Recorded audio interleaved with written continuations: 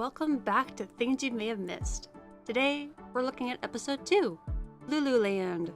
Things sure got explosive in this episode. From the feels to the action, this one hit really hard. Speaking of hitting hard, our first little detail is a bit of a doozy. If you look on Octavia's wall when Stolitz goes to check on her, one of the drawings is only of the two of them. Given the way Stolitz talks about their connection later on in the episode, and how Stella makes stolas check on Octavia, is it possible she feels a deeper connection to him than to Stella? Speaking of a deeper connection with stolas, did you see all the star charts, constellations, and the telescope in Octavia's room? She even had some of them in her teenage room. Could this be part of that connection with Stolas? Or maybe her royal training as his heir? Well, they just give us more and more to show that bond, don't they? We caught a little glimpse of it when we saw Octavia's drawings earlier. But as Stolas leaves her room after singing "You'll Be Okay," we can see a rather large portrait of, again, Stolas and Octavia, but no Stella. They seem really happy. Right. Let's move ahead.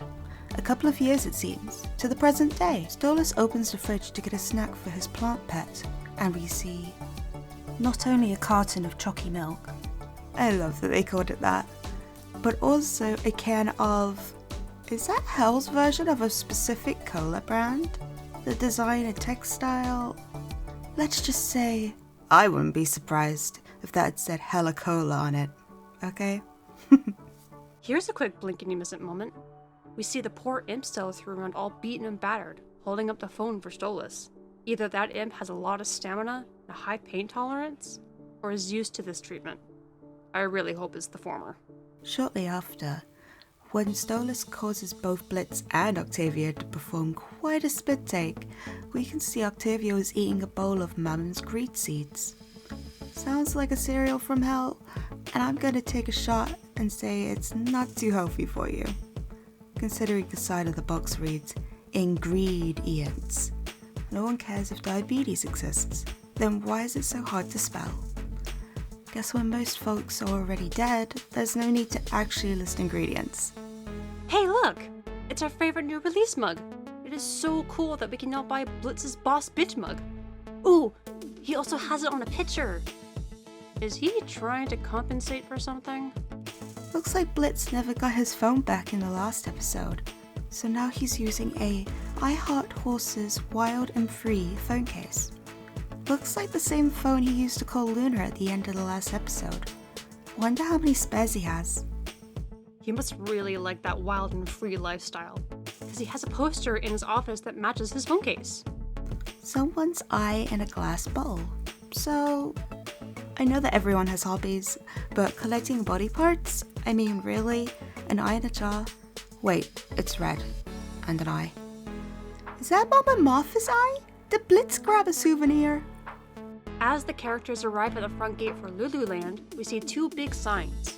One says "Not This," with an arrow pointing towards what looks like a crossed out castle with an apple. The other says "Not Affiliated with Lulu World," with a red arrow saying, "Legally, we have to say this." Guess they had to be double sure people got the message.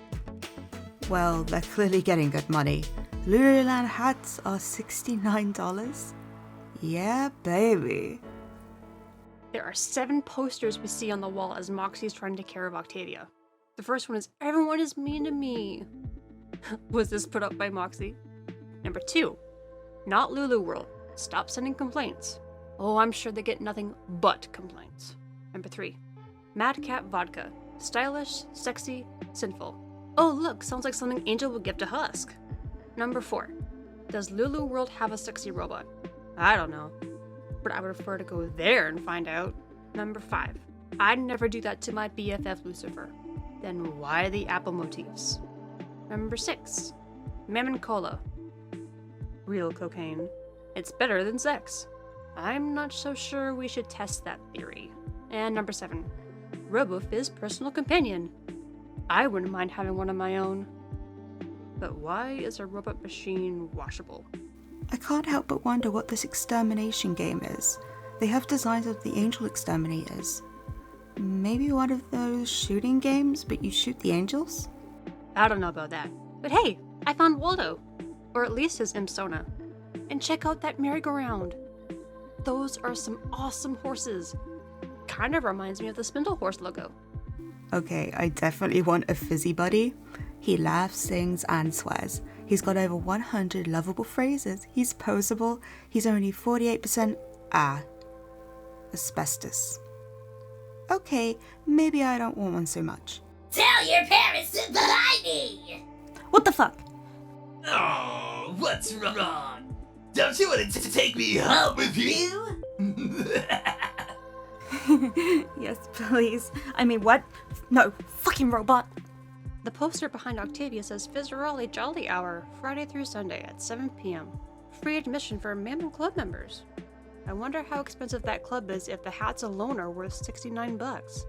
What's worse, the thought of that or the concession stands? Funnel cakes and infinite suffering? Are those two different items or just cause and effect? Ice cream bugs? What kind of flavors do you think they have there? Ant chocolate chip? And last, hot and cold drunks. Does that describe the menu or the patrons? Hack away and stop that soul? Those are some gruesome games. But that makes sense, seeing that it is a theme park in hell.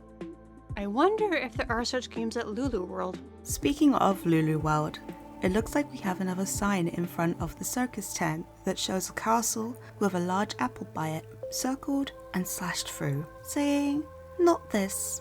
Man, they really want to make sure people know the difference. Big time. Robo Fizz even shows an official looking letter before starting his act. It reads, "Attention. This is a statement regarding the unfair accusations that my theme park, Lululand, is in any way trying to profit off of my friend and ruler, Lucifer's Park, Lulu World. That is false. These accusations are baseless and untrue. You were all just dicks. Fuck right off and stop saying that, alright? They are legally distinct. I checked. Signed, Mammon." After RoboFizz launches Blitz out of the tent, we get a look at two more posters, one for Fizzarolli and the Handy Dandies, which appears to be a puppet show. The other is a closer, more detailed look at the previous poster, one for RoboFizz Personal Companions. Apparently they give and receive, have real tentacle action, 10-speed vibration, a BDSM feature, and are machine washable and ribbed for your pleasure. Fucking hell, I've got to get one. Ask and you shall receive! Fuck! All night long. Do you have to keep popping up like that? What? Don't you want to take me for a test drive? Get out of here! We'll meet at my place later. Okay, next, I need a drink. Oh my gosh, these bills say 100 souls. They're using souls as currency. So much for it being $100. Yeesh. Hold on. The Apple target falls forward. No matter what, there'd be no winning. Well, shoulda known. Carnival games are always rigged. It's nice that those two can still try to win things. Meanwhile, Blitz and Fizz are duking it out in the background. And after Fizz launches Blitz into the game stall, destroying it, Moxie grabs the thing and drags it off the table. Guess it's fine to steal from a thief, as long as it's for love. Has anyone else noticed that Stolas' hat changes moods? We saw a hint of its eyes moving when Octavia questioned Lulu, but when Stolas gets upset that Blitz isn't the one saving him, his hat appears to get just as annoyed. The hat then gets a bit of a cheeky smile before going back to the usual smile. Then it starts to frown when Stolas goes to look for Octavia. And it gets downright sad when he finds her crying. Oh, bless. Speaking of crying, during one of the most touching moments, we have a heart-to-heart cry sesh. But something's different this time. Unlike during the opening scene, Octavia's tears go from blue to translucent. I wonder if there is a significance to that. After that wraps up and the Glacier duo make their way out, we have some fun with the IMP crew finishing off Fizz. Two blink and you'll miss it details here are that Millie is a badass bitch, rocking the dual pistols trying to take him down. Meanwhile, Moxie is riding the dragon and has it eat RoboFizz. And finally, as the imps lie, drained but victorious, a chupacabra drags Millie away. This beast bears a striking resemblance to Val's pet Queef, I've seen him Val's old Instagram posts. Maybe he's just scrounging around for whatever he can find. Can't say I blame the thing. Millie is quite a snack. Speak for yourself. Well, I could just eat you. Oh. Okay. That's it. Bedroom now. Yes, ma'am. Okay. I'm gonna sign this off before things get too crazy. Save that for episode 7, am I right? Thanks again for watching, and we'll see you next time. Hey there, everyone. This is your radio demon. Your favorite jester. And the greatest imp in all of hell. It's your vocal chameleon here. Just wanted to thank you so much for watching this video. We hope you liked it, and if you did, there's lots of ways you can support us. If you're a fan of our memes and streams, we have lots of crazy merch, with plenty more to come. References to our various playthroughs, or just running gags for the streams. We even have little bosom buddies so we could be in your shirt pocket. So cute! We also have our Patreon. Joining at select tiers gives you access to join our Discord, exclusive downloads, and even join us on streams. Links to all of these are in the description. Fall on down. Stay a while, won't you?